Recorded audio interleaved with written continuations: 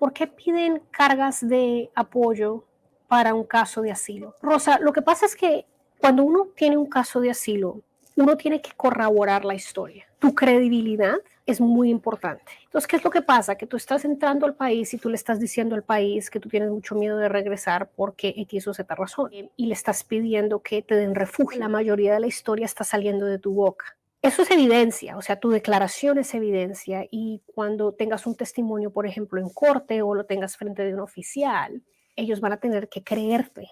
Entre más documentación tengas tú que corrobora tu historia, eso más te ayuda.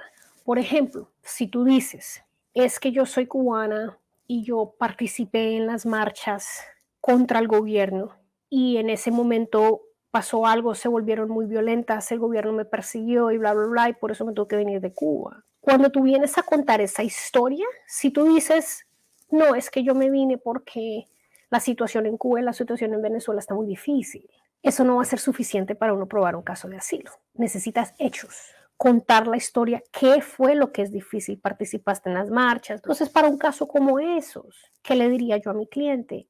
Yo necesito mostrar que tú estás contando la verdad. ¿Cómo lo haría? Pues resulta que hubieron ciertas marchas que fueron muy populares, hasta salieron en las noticias tal día. Entonces yo sacaría el artículo o buscaría por internet lo que pasó ese día, porque si yo puedo mostrar de alguna manera que lo que mi cliente está diciendo, que sí fue realmente lo que pasó, eres más creíble. Entonces, ¿qué pasa con las cartas de apoyo? Lo mismo, ayudan a arreglar tu credibilidad o ayudan a decir que tú eres una persona que no tiene ninguna razón para mentir, o tienes un testigo que diga, yo sé que esto estaba pasando porque ella me llamó y me dijo. Entonces, cuando se mete un caso de asilo, no puede ser un caso solamente que salga de tu boca. Tiene que haber un poquitico de evidencia para corroborar lo que estás diciendo. Entonces, entre más papeleo tú tengas, sobre todo para los casos de asilo, son muy, pero muy difíciles en el sentido de que cómo uno prueba que está siendo perseguido, es a veces es un poco difícil de probar. Por ejemplo, te preguntan, ¿por qué no hiciste un reporte de policía? Pero es que estamos hablando del mismo gobierno. ¿Cómo iba a ir a hacer un reporte de policía si es la misma policía la que me está persiguiendo, por ejemplo?